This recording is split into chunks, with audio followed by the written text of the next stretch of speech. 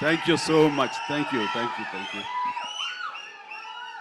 అందరికీ నమస్కారం.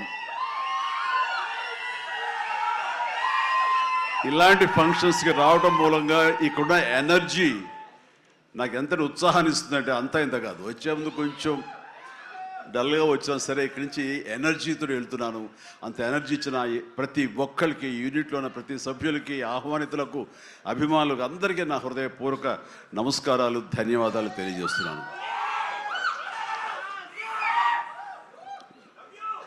ఏంటి ఫంక్షన్ ఉందా? ఎవరు హీరో? లైలా, మన విశ్వక్షన్ ఫంక్షన్కి వెళ్తున్నావా? ఎందుకు వెళ్ళకూడదు? అతను మన మనిషి కాదు, అవతల బాలకృష్ణ. అప్పుడప్పుడు తారక్ అంటాడు అని. అంటే మనుషులు అన్నాక వేరే వాళ్ళ మీద అభిమానం, ప్రేమ ఉండకూడదా? నా మీద ఆప్యాయత ఉండకూడదా? ఇదేంటిది? మా ఇంట్లోనే మా అబ్బాయి సూర్య అంటే చాలా ఇష్టం. అంత మాత్రం చేత వాడి ఫంక్షన్ వెళ్ళకూడదా? వాడితో కలిసి భోజనం చేయకూడదా? వాడితో ఉండకూడదా? అలాగే మరి మూర్తి గారు అడిగారా, నాగేంద్ర అడిగారా, ఎవరు అడిగారో తెలియదు కానీ అక్కడ ఉన్నారు, వెళ్ళిపోయారు మూర్తి గారు. తెలియదు కానీ నేను ఆ క్లిప్ చూశాను, వాయిస్ గుర్తు లేదు. మీరు బాలకృష్ణ కాంపౌండ్ కదా విశ్వక్సేన్, ఇప్పుడు మెగా కాంపౌండ్ నుంచి ఆయన ఎలా వచ్చారు అని చాలా చక్కగా సమాధానం చెప్పాడు. మా ఇంటికి కాంపౌండ్ ఉంది కానీ ఫిలిం ఇండస్ట్రీ కాంపౌండ్ లేదని. I appreciate. నిజమే, ఇక్కడ గిరుకు తీసుకుని ఎప్పటికప్పుడు ఏ హీరోలుగా హీరోలా ఉండే రోజులు నిజంగా ఉన్నాయి, లేకపోలేదు. షూటింగ్ల వరకే. ఆ తర్వాత వాళ్ళు ఎవరి ఇళ్ళకి వాళ్ళు వెళ్ళిపోతారు, ఎవరి ప్రోగ్రాం వాళ్ళు చూసుకుంటారు. అలాంటి రోజుల్లో నేను ఉన్నాను.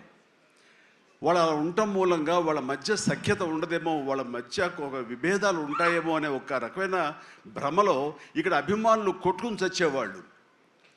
ఆ వాల్ పోస్టులు చింపుకునేవాళ్ళు. నెల్లూరులో మా కజిన్స్ ఉండేవాళ్ళు, వాళ్ళిద్దరు సొంత అన్నతమ్ములు. కానీ వాళ్ళు రామారావు గారిని, ఒకళ్ళు నాగేశ్వరరావు గారిని ప్రేమించేవాళ్ళు, ఇష్టపడేవాళ్ళు, అభిమానించేవాళ్ళు. వాళ్ళిద్దరు కొట్టేసుకున్నారు, రక్తం వచ్చే కొట్టేసుకుంటారు. నాకు దానికి కంగారు వచ్చేసింది. నేను చిన్నోడిని. ఎందుకలా కొట్టుకున్నారంటే వాడు అభిమాని, వాడు వాడు అది అంటే నాగ్గాడు ఇలాగని ఇద్దరు కొట్టుకుంటున్నారని చెప్పేసి. అంటే నాకు ఆ రోజు నుంచి మొదలైంది, ఏంటి సినిమా వాళ్ళు హీరోలు బాగానే ఉంటారు, వీళ్ళు కొట్టుకుని వస్తారు ఏంటి అని చెప్పేసి. నేను ఫిలిం యాక్టర్ని అయిన తర్వాత హీరోల మధ్య ఒక సఖ్యత, సహృద్భావ వాతావరణం అది ఉండాలి, ఏర్పాటు చేయాలి బలంగా నాకు ఏర్పడటానికి ఆల్రెడీ అదొక ఇన్సిడెంట్. అందుకనే మెడ్రాస్లో హనీ హౌస్ అని అప్పట్లో ఉండే జర్నలిస్టులకు తెలిసే ఉంటుంది. ఆ హనీ హౌస్ ఏంటంటే 1 acre ల్యాండ్లో ఉంటుంది. ఎక్కడ ఏ 100 days ఫంక్షన్ జరిగినా, ఏ ముహూర్తాలు ప్రారంభోత్సవాలు జరిగినా, ఎవరికి ఏ బర్త్డేలు జరిగినా, ఏ 31st నైట్ డిసెంబర్ ఫంక్షన్ చేసుకోవాలనుకున్నా సరే అటు తమిళ ఇండస్ట్రీని, ఇటు తెలుగు ఇండస్ట్రీని ఆహ్వానించి అక్కడ అందరికీ చక్కగా పార్టీ ఇచ్చి ఒక రిక్రియేషన్ తోటి మంచి భోజనాలు చేసుకుంటూ, అంటే అవి ఉంటాయనుకోండి, అది వేరే విషయం. సో వీటితోటి మనుషుల్లో ఉండే అరమరకలు కానివ్వండి, పొరపచ్చలు కానివ్వండి, ఇవన్నీ కూడా సమసిపోయి ఎంతో హాయిగా ఉంటారు. అది నేను ఆ విషయం చాలా చాలా సక్సెస్ఫుల్. కాబట్టి ఈ రోజుకి నాగార్జున, వెంకటేష్ అండ్ బాలకృష్ణ మేమందరం కలిసికట్టుగా ఉండటానికి, ఒకళ్ళ ఫంక్షన్ ఒకళ్ళు వెళ్ళటానికి. ఈ మధ్యకాలంలో బాలకృష్ణ 50th ఫిల్మ్ సందర్భంగా నట జీవితం సంబంధించి చేసిన ఫంక్షన్లో నేను పార్టిసిపేట్ చేశాను. అలాగే నాగార్జున మేము వెరీ ఫ్రీక్వెంట్గా కలుసుకుంటుంటాం. ఈ అరమరికలు ఉండకూడదు. అభిమానం అంటే అది పర్సనల్. నా ఒక రకమైన భోజనం రుచిస్తుంది, ఇంకొక రకమైన భోజనం రుచిస్తుంది. అలాగే ఇంకొకరితో కనెక్ట్ అవుతారు యాక్టర్లుగా. అలా ఉండటం అనేది మనం అందరం యాక్సెప్ట్ చేయాలి. అంత మాత్రం చేత విశ్వక్సేన్ ఎక్కడ దూరంగా పెట్టి మన మనిషి కాదు కాబట్టి అతని ఫంక్షన్కి పిలిస్తే కనుక వెళ్ళాలా అని ఉండకూడదు. ఖచ్చితంగా వెళ్ళాలి.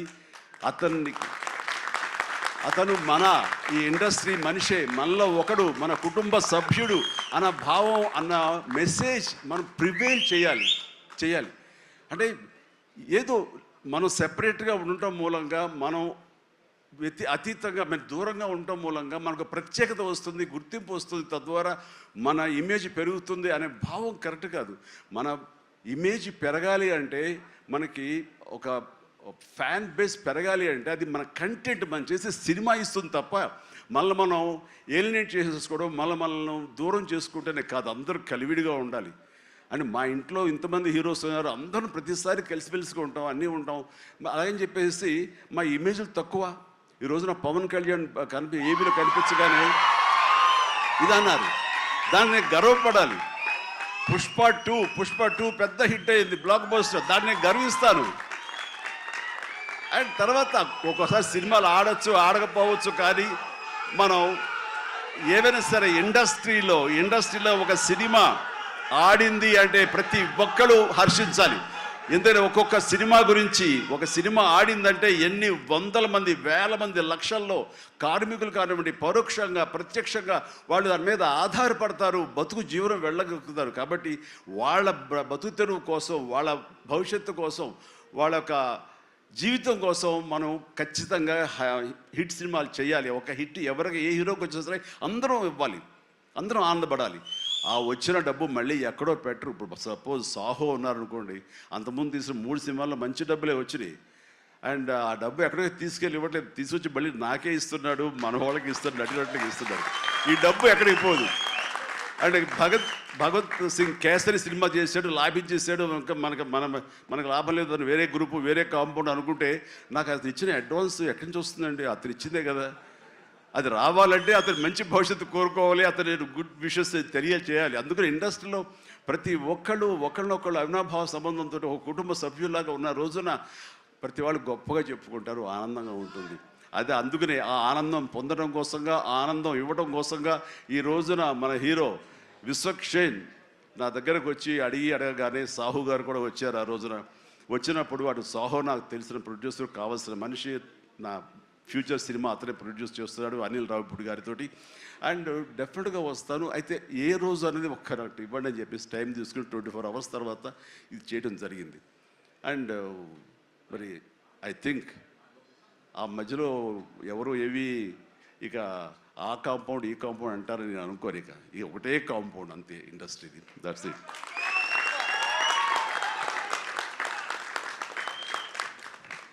ఇక ఈ సినిమా ట్రైలర్ చూసిన తర్వాత నాకు ఎక్కడో మనం ఉండే పెద్దరికాంతో మనం సంసారపక్షంగా ఉంటున్నాం, మన కుటుంబం అని, కానీ ఎక్కడో అన్నగారిపోయినటువంటి ఉంటే సరే అది ఆ కోరికలు గబుక్కుని పెళ్ళు బుక్కింది. ఆఫ్టర్ ట్రయల్ మనిషి కొంచెం మోటుగా ఉన్నాడు, ప్రౌఢలాగా అనిపిస్తున్నాడు, కానీ గ్లామర్ తగ్గలేదు, కసుక్కని అనిపిస్తున్నాడు. ఈ అమ్మ అసలు అది విశ్వక్షేణ్ కాకుండా నిజంగా ఆడపిల్ల అయి ఉంటే ఎక్కడో గుండె జారి కొంచెం గల్లంత అయ్యేదేమో అనిపించింది. ఆ మురుగు నాకు అంత గ్లామర్గా ఉన్నాడు. నేను చేశాను ఆ సినిమాలో, తర్వాత నరేష్ చేశాడు, అలాగే రాజేంద్ర ప్రసాద్ గారు ఇంకో సినిమాలో చేశారు. ఇవన్నీ కూడా బాగా ఆడినాయి. ఇందాక ఆయన చెప్పినట్టుగా, మన అనిల్ రావిపూడి గారు చెప్పినట్టుగా అన్నీ కూడా మంచి హిట్స్ అయినాయి. ఈ సినిమా కూడా ఖచ్చితంగా హిట్ అవుతుంది. అది హిట్ అవ్వాలని కోరుకుంటున్నా అన్నాం. హిట్ గ్యారంటీ ఈ సినిమాకి.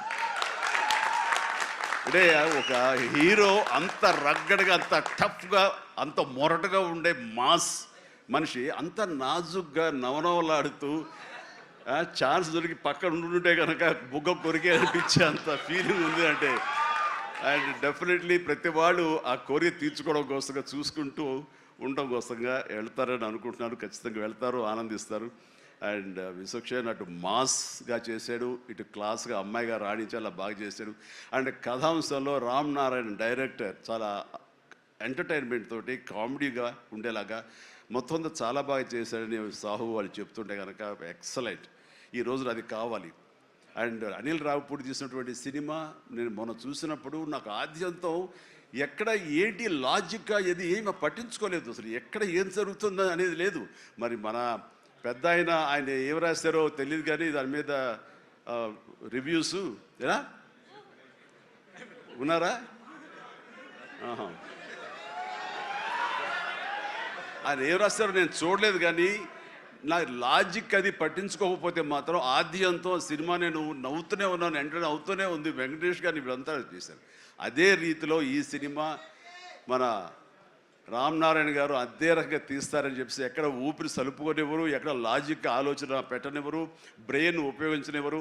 కేవలం హృదయంతో ఈ సినిమా చూస్తూ ఈ సినిమా ఆద్యంతో ఆనందంగా ఉంటుంది, ఎంజాయ్ చేస్తారని అనుకుంటున్నాను. అండ్ విశ్వక్షేణ్ ఖచ్చితంగా ధైర్యంగా ఉండి ఏం కాదు, ఈ cinema block buster. Ram Narayana God bless. And తర్వాత ఈయన కరాటే రాజుగారు అంటారు. ఈయన ఒక 17 18 అయిపోయిందేమో కదా. ఆ టైంలో నాతో పరిచయం, ప్రజారాజ్యంలో ఆయన ఉండి ఆయన ఒక రాజకీయగా జై జై జై జనసేన. ప్రజారాజ్యం మారిపోయింది.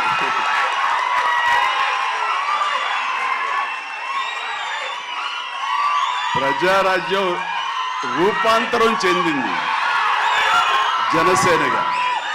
I'm very happy. ఆ రోజున పొలిటికల్గా తను రావాలి అని, పొలిటికల్ ఎదగాలని తన ఇంట్రెస్ట్ అని చెప్పినప్పుడు నేను వెంటనే ఆయనకు అవకాశం ఇవ్వడం జరిగింది. బట్ పరిస్థితులు ఇంకోలాగా ఉండేది. అలాగే అప్పటి నుంచి నాతోటి సత్సంబంధాలు ఏర్పరచుకున్నాడు. వాళ్ళ అబ్బాయి ఇలా సినిమాలోకి వస్తాడు అని కూడా చెప్పాడు. నేను వాళ్ళ ఇంటికి వచ్చినప్పుడు ఏదో పూజకు వచ్చాను ఒకసారి, అయ్యప్ప పూజకు వచ్చినప్పుడు. చాలా చిన్నవాడు అనుకుంటా విశ్వక్షేణ్. బట్ మరి ఎట్లా తనలో ట్రిగ్గర్ అయిందో, మరి అంత దూరంలో ఉన్న హాలీవుడ్లో ఉండి హైదరాబాద్లో సినిమాల్ని ఎలాగ ఆకర్షితులయ్యో తెలియదు. ఇంత నువ్వేనో అన్నమాట. దిల్షుక్ నగర్ అమెరికాకి దగ్గర అనిపిస్తుంది దిల్షుక్ నగర్ అంతవరకు. సో ఖచ్చితంగా తనకి కావాల్సిన విధంగా తనకున్న హిడెన్ టాలెంట్స్, అటు రైటింగ్ కానివ్వండి, అటు డైరెక్షన్ టాలెంట్స్ కానివ్వండి, యాక్టింగ్ కెపాసిటీస్ కానివ్వండి, ఇన్ని ఉన్న వ్యక్తి ఇంటి పట్టును కూర్చోలేరు. ఖచ్చితంగా పరిశ్రమ రావాలి, ఇక్కడ అభివృద్ధి చెందాలి, ఇక్కడ తన సత్తా చాటుకోవాలి, తన జెండా పాతాలి. అది అండ్ అలాంటి అవకాశాలు నిండుగా మెండుగా ఉన్నాయి. ఇప్పటికే ప్రూవ్ చేస్తూ వెళ్ళిపోయాడు. ఇంకా ఈ సినిమా తర్వాత ఆడవాళ్ళ గుండెల్లో మగవాళ్ళ గుండెలో స్థానం సంపాదించుకుంటాడు.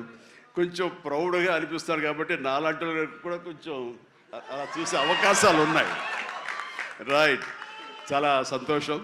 ఈ సినిమాలో నటించేటువంటి మన సింగ్ గారు, పేరా అభిమన్యు సింగ్ గారు. So fantastic sir, you look so tough and you are given a little comedy also. You did it fantastic. I could gauge with the small expressions. And then Dilip గారు, మనం 30 years దిలీప్ గారు ఎప్పటి నుంచో ఉన్నారు. జనసేన అన్నప్పుడల్లా ఆయన మొహం చాలా ఆనందంతో ఉంటుంది. సో జన సైనికుడు. అండ్ పృథ్వీ గారికి, అలాగే మా పాత స్నేహితుడు ఆ పృథ్వీ గారికి కూడా నేను మనస్ఫూర్తిగా నా అభినందనలు తెలియజేస్తున్నాను. And very happy. ప్రతి ఒక్కళ్ళు అందులో అనుష్క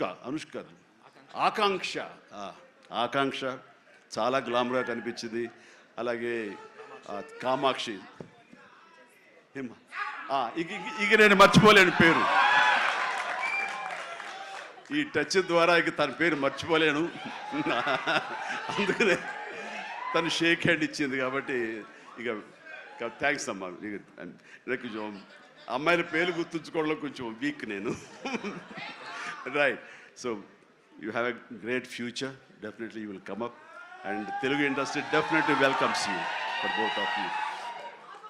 ఇక్కడ మన కామాక్షి ఏదో మాట్లాడుతుంటే నా చెవిలో గుసగుసలాడాడు.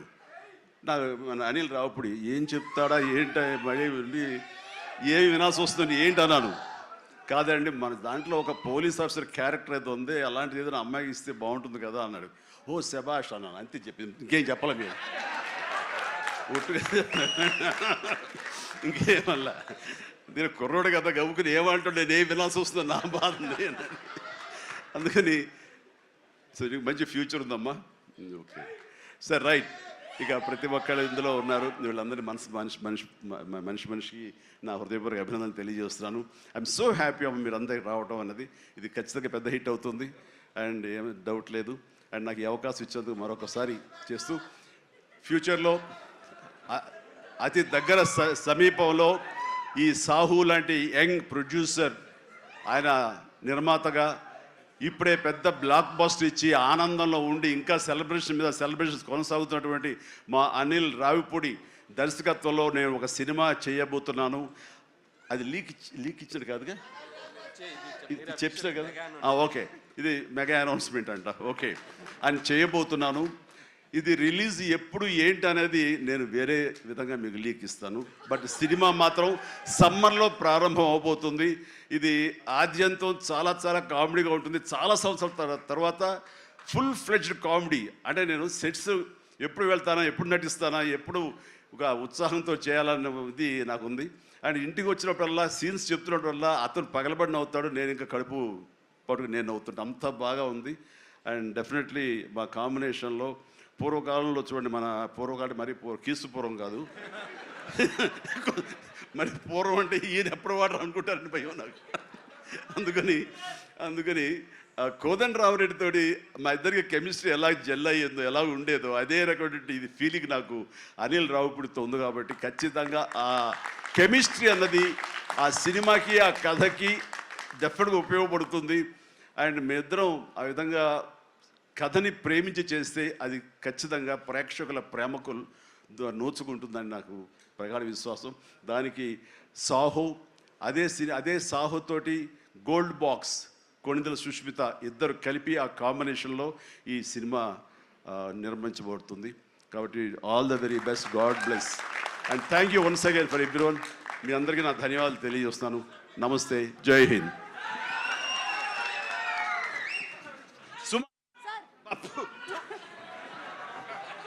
Hello, thank you so much. Thank you so much Chiranjeevi garu. మీ పెద్ద మనసుకి, అలాగే మీ నటనకి మాత్రమే కాదు, మీరు మాట్లాడినటువంటి ఇవాళ మాటలకి, మీ నడవడికి కూడా మేమందరం fans. You are an inspiration to all of us. నన్ను మీలో ఒకటిగా ఉంచండి, వేరే దూరం చేయొద్దు ప్లీజ్. అలాగే చిరంజీవి గారు, మాలో ఒకరే మీరు. అలాగే. అండ్ ఇప్పుడు మా కరాటే రాజు గారు wants to give a special gift to Chiranjeevi గారు. లండన్లో ఏదో లీక్ చేసేస్తాను బాబు. ఇంకొక విషయం, లండన్ ఏంటి సార్? అదే ఎవరికి రోడ్డుకి వచ్చేసింది, ఒక విషయం లీక్ చేయబోతున్నాను, మళ్ళీ ఆపేస్తాను. పర్లేదు సార్, ఎలాగో కొంచెం చెప్పారు కదా, ఇంకొంచెం చెప్పండి సార్. అంటే నీ విషయంలో నేను లండన్ దాకా రాగలవా? కంపేర్ చేయడానికి ఇలాంటి ప్రోగ్రామ్ తప్పకుండా సార్, లండన్కి వస్తాను. లండన్లో నాకు సన్మానం జరుగుతుంది, నువ్వు వస్తే బాగుంటుంది. నేను తప్పకుండా వస్తాను చిరంజీవి గారు, ఎప్పుడో చెప్పండి, రెక్కలు కట్టుకొని వచ్చేస్తాం. రెక్కలు కట్టు కాదు, ఫ్లైట్లో రా, టికెట్ నువ్వే పెట్టుకో, నీది టికెట్. నేను ఇంకా లండన్ అంటే వ్యాక్స్ స్టాచ్యూ